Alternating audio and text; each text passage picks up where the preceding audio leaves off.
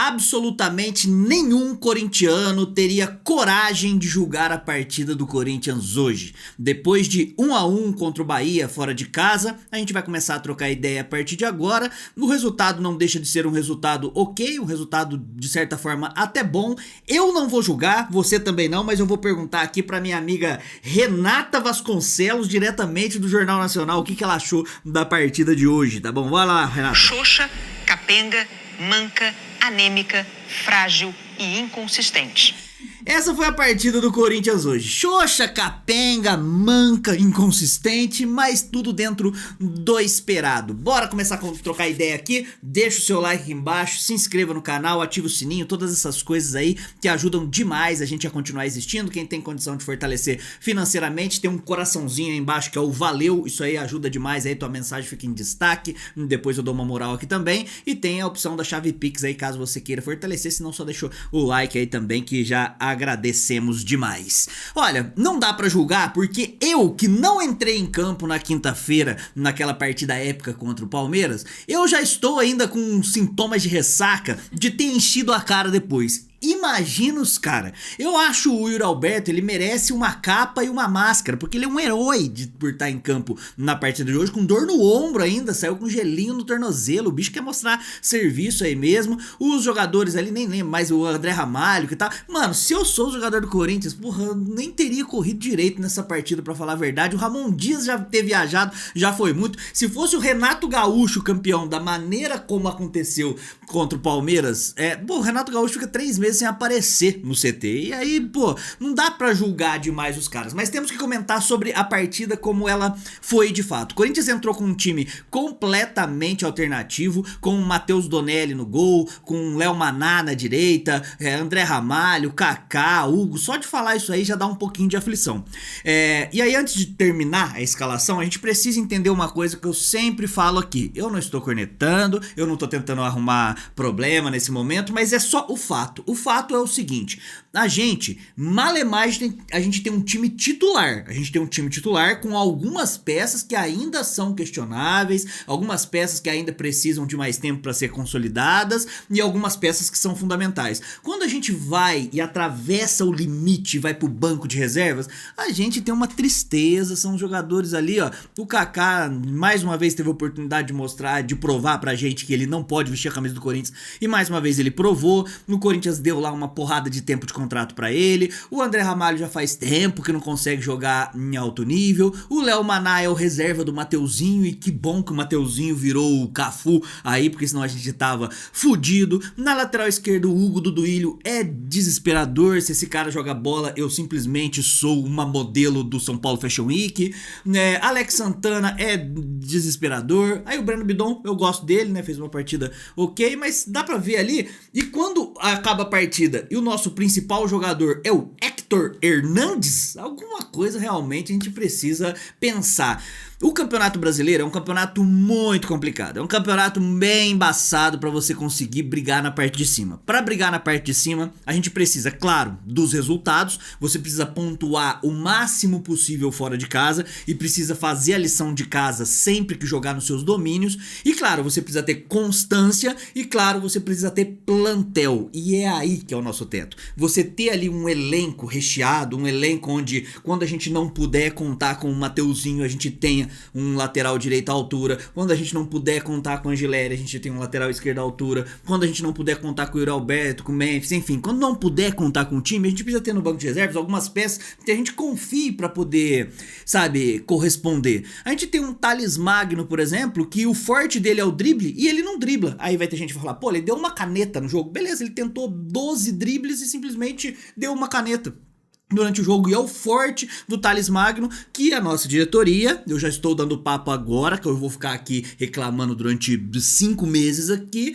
que é tentar dar um tempão de contrato pra ele, contratar ele em definitivo. O Thales Magno, eu acredito que seria um investimento muito furado.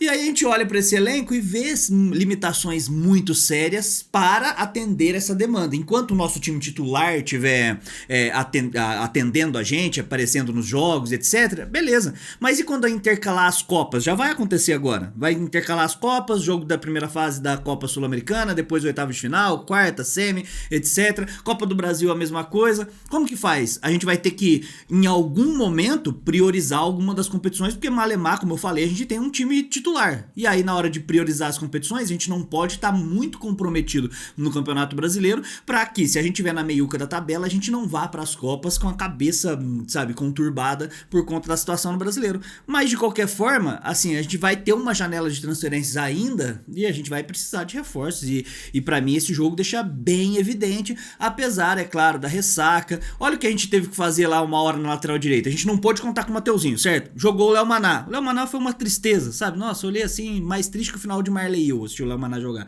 Aí o Léo Maná é substituído, a gente tem que improvisar um ala na direita e o ala é o Charles.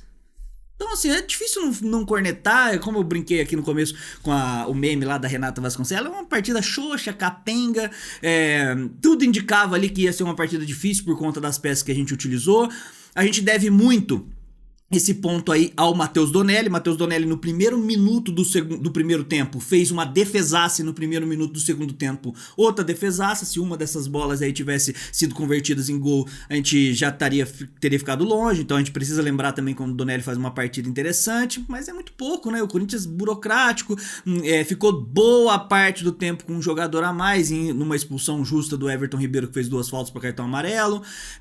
As peças que foram trocadas ali do Ramon, ele colocou o João Pedro Tchoca, que não entrou bem também, colocou sei lá, quem o resto da turma que entrou, o Héctor Hernandes, que fez o gol aí numa assistência boa do Breno Bidon, mas a gente ficou o tempo todo muito burocrático, o tempo todo sem conseguir achar espaço. No time do Corinthians, para causar essa dificuldade, basta recuar as linhas ali. O Bahia fez uma marcação arroz com feijão, a lá Wagner Mancini, colocou uma linha com 4, uma linha com 5 e vida que segue, entendeu? Se vira aí, Corinthians, para poder passar, né, para poder furar a nossa defesa. O Corinthians, eu até cheguei a comentar com a primeira dama durante o jogo, quando você tá com um jogador a mais, você precisa tocar rápido, sabe? A bola não pode, sabe, cozinhar no seu pé. É tentar inverter, ficar ligando os corredores até tentar deslocar um pouquinho, achar um espaço no meio da defesa. O Corinthians não teve capacidade de fazer isso aí, mas conseguimos achar o empate. Esse empate foi importante porque sempre, né, mais uma vez, são 19 partidas fora de casa e 19 em casa no Campeonato Brasileiro.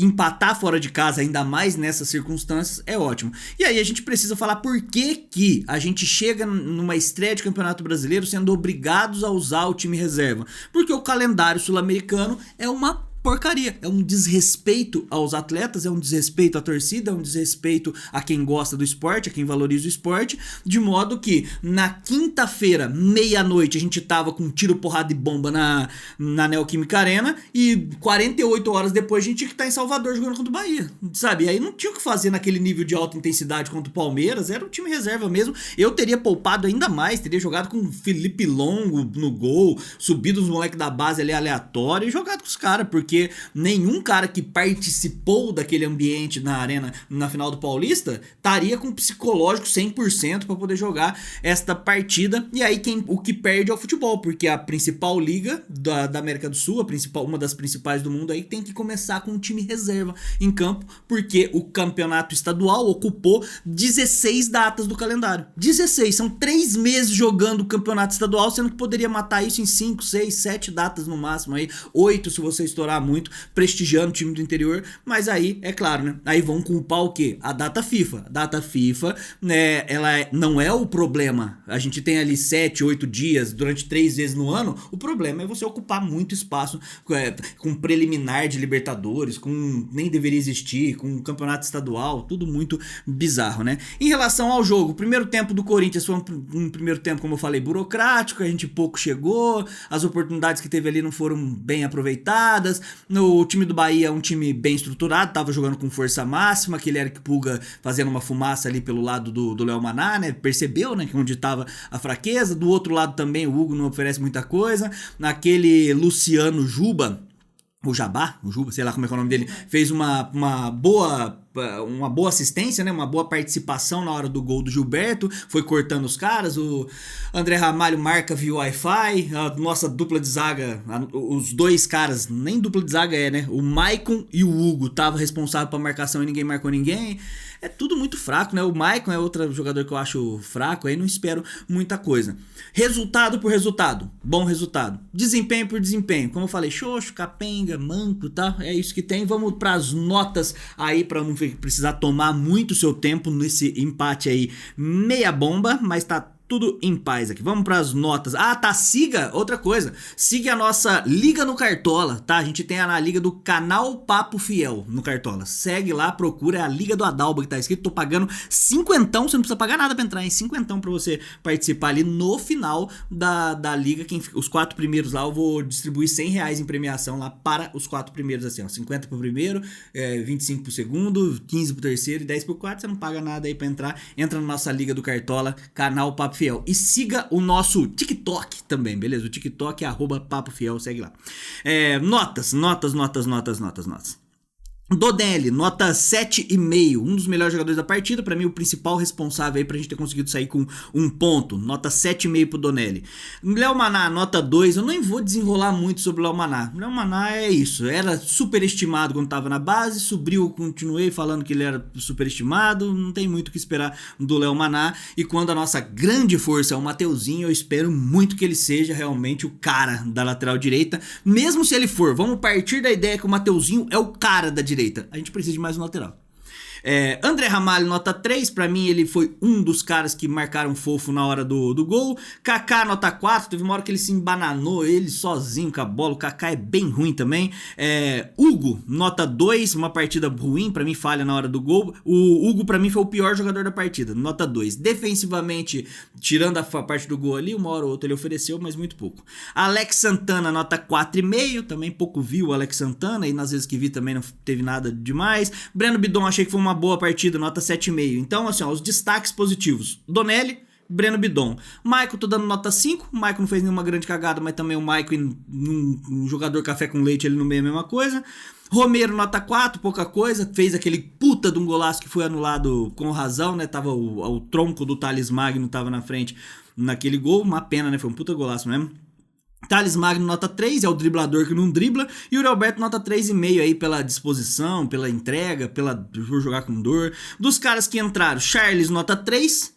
Tchoca, burro pra cacete, entrou tomando cartão amarelo, depois já fez outra falta logo em seguida, poderia ter igualado o jogo ali, nota 3,5. Coronado, nota 5, eu nem sei avaliar a partida do Coronado, ele teve bons maus momentos, entrou ali desarmando algumas bolas, mas aí perdendo umas bolas lá na frente, nota 5. Angileri, nota 4, hoje eu não vi nada do Angileri, e pra mim eu vou dar o melhor jogador da partida para o Héctor Hernandes, né, teve 2 participações efetivas e fez o gol aí, vale também o melhor da partida se você quiser pro Breno Bidon ou pro Matheus Donelli, eu vou de Héctor, porque ele fez o gol que acabou gerando um ponto aí pra gente. Não tem muito, estreamos aí, primeira rodada das 38 que vem pela frente. O Campeonato Brasileiro, ele é muito simples quando a gente fala de matemática, né, pra ele, que é assim, pô, você precisa pontuar fora de casa e fazer a tua lição de casa. E quando você vai olhar as 10 primeiras rodadas, elas são fundamentais, normalmente 90% dos times desde 2006, pelo que briga nas 10 primeiras rodadas, a hora que acaba, é o que continua brigando até o final do campeonato, salvo raras exceções. Então assim, se a gente ficar do meio da tabela pra cima, depois das 10 primeiras rodadas, a tendência é que a gente não passe nenhum perrengue, e se a gente ficar mais pra cima ainda, é que a gente pode sonhar até com coisas melhores. Como eu falei, a ressaca tá braba ainda do Campeonato Paulista, as coisas vão se encaminhando, temos jogos importantes na Sul-Americana, jogo importante na Copa do Brasil, daqui um tempinho, daqui umas 3, 4 semanas a gente olha a situação, aí sim, do ponto de vista mais crítico. Nesse momento, partidinha capenga, xoxa, me deu sono, sabe, tomei a minha cervejinha e quase dormi durante o jogo, mas que bom que tinha Héctor Hernandes, que o narrador falou que ele estava sendo injustiçado pela torcida. Claramente é um narrador que não assiste os jogos do Corinthians, né, ou que é completamente maluco, ou que é da família, né, às vezes ele é da família do Héctor Hernandes. Bom, comenta aí embaixo o que você achou da partida, não esqueça de entrar na nossa Liga do Cartola, também de seguir a gente no TikTok, que é importante, e comentar aqui embaixo, certo? Muito obrigado, até a próxima, vai Corinthians e contra rival, é poucas ideias, tamo junto, é nóis.